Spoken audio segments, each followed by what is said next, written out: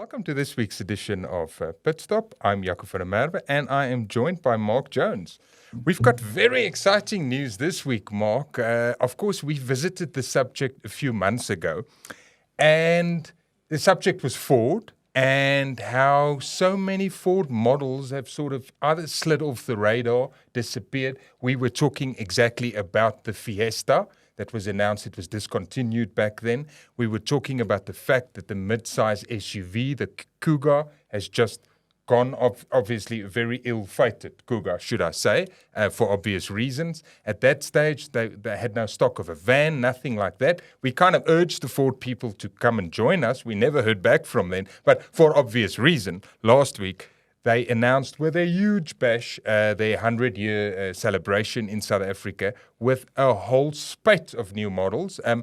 Most of them we knew about, but let's talk first about the big news, the return of the Ford Territory. So obviously a mid-size SUV, ever since the Kuga was basically taken off, we know about all the fires and all of that. That's not the discussion right now. What is its replacement? I suppose it's a very good move by Ford. How do you take that? No, 100%. I think they have to be a bit more proactive. I mean, they've got to be in a desperate situation. They sort of falling down the top 10. They rely heavily on Ranger, and they need something like a Territory. They need even more than that.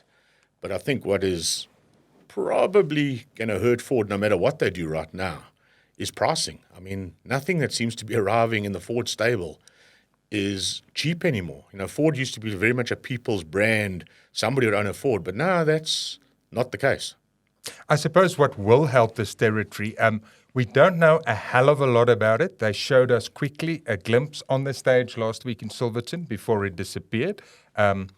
You can, of course, watch a video of that. We have uploaded it. And while you're at it, you can also subscribe to the Citizens YouTube address, where YouTube account, feed, where you can catch Pit Stop with us every week. But anyway, back to Ford. They gave us a little glimpse of it. Didn't say a hell of a lot. But what's important here is that it is actually a China-derived model.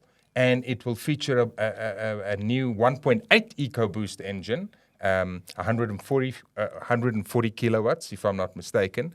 And that's taken many people by surprise. But I mean, at this current stage where the world is at, in the automotive world, and everything coming from China and almost dictating that kind of SUV space, maybe that will hold the key for them to make it more affordable. Agreed. I think product out of China, just because the economies of scale are just so much better. You know, you have a chance to compete with a Chinese product, you know, so that's a good thing. But again, coming from China, you've got the big players, you've got Aval, you've got Chery. They're all sitting there just waiting. I mean, they're taking a lot of sales. They're hurting the Kias and the Hyundais, the VWs of the world. So hopefully, when we know more, that Territory is going to have similar kind of spec, similar kind of value. Because if it doesn't, it's not really going to compete. I can assure you, if a guy walks into a showroom, he's going to look at something else if it's 50 or 100 grand cheaper. I suppose you'll always get your blue-blooded, blue oval supporters. That's always going to look there. I mean, a lot of people realized and do still know today what a good car the Kuga actually was.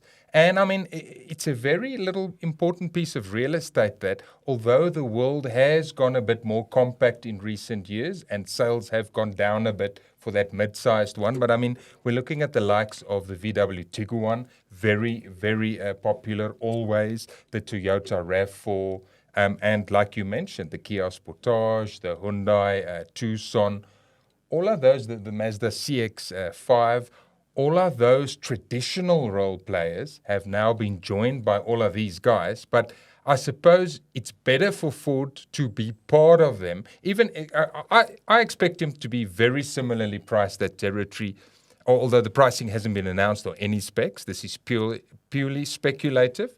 I suspect it to be very close to a RAV4 or to a Toyota. That is a RAV4, I mean the Tiguan. That will be basically what they will be up against. If you're comparing apples to apples, I think still the Chinese brands will undercut them. But for them, it's very important to go up like they were with the Cougar against those traditional foes of theirs. Well, that's the bottom line. Ford need product.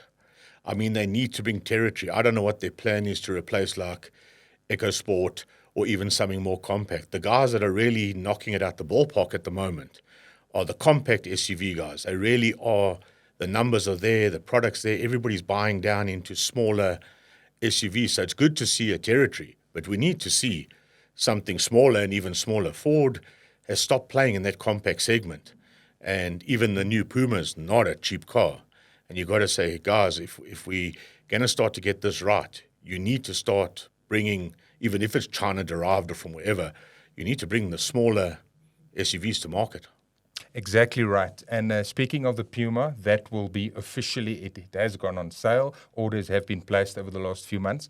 That's officially being rolled out in 2 weeks' time. We will be attending that launch in Cape Town. And as mentioned earlier last week, a big event for Ford.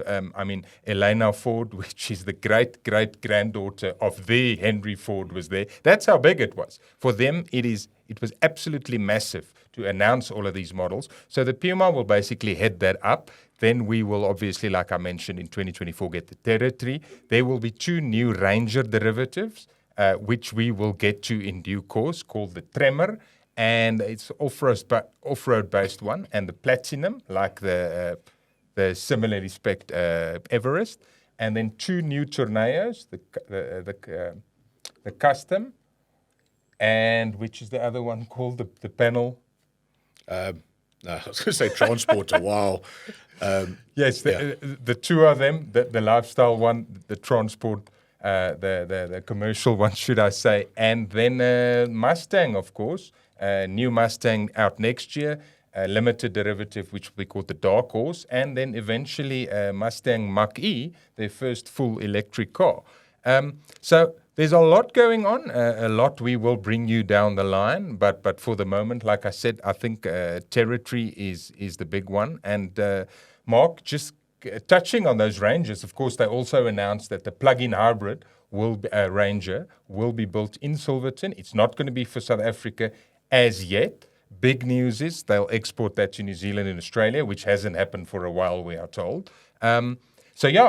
Ranger, obviously, that's the lifeblood of Ford at the moment. Introducing more models. We've touched on this before. They're just giving people more choice. And you can, on the one hand, argue it's maybe diluting the range too much. But on the other hand, you can say, but it's giving a Ranger for everyone.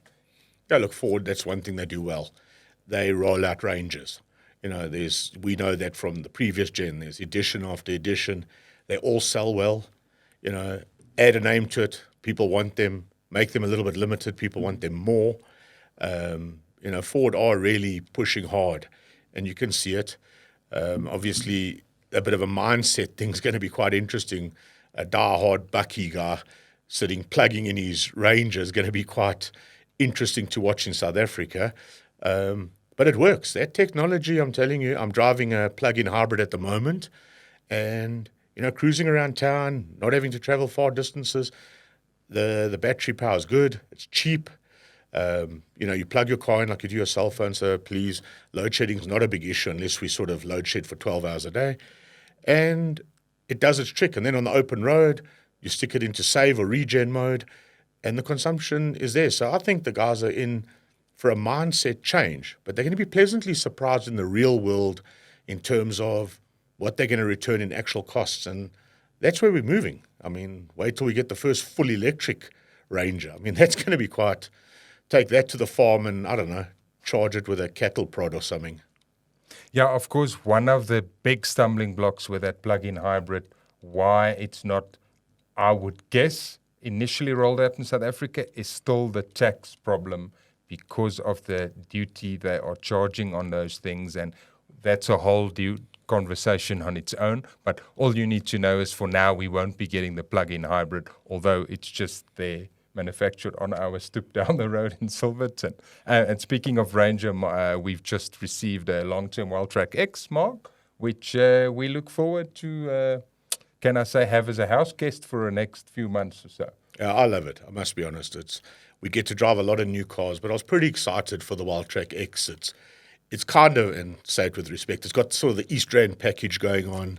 It's got the spotlights, it's got the big tires, it's got the rims, it's got the bull bars and whatever. It's pretty cool, off the shelf. You don't have to go and spend money on it in aftermarket place fitting stuff. It looks good. It drives great. I mean, it's R1 million bakkie. It feels like it. It goes like it. So I'm really enjoying it. It's very lekker, for a choice of better words. Fantastic. We will bring you up to date with how our long-term guest is performing. But up until then, we can only watch what Ford's is going to announce for all of those new models, pricing, specification, and all of that down the line. And we will bring you more. Like I said earlier, just go on to the Citizen YouTube channel and please subscribe. And then you can catch our Pit Stop podcast every week. That's all from us this week. I'm Jaco van der Merwe. I was joined by Mark Jones. Thank you very much for listening.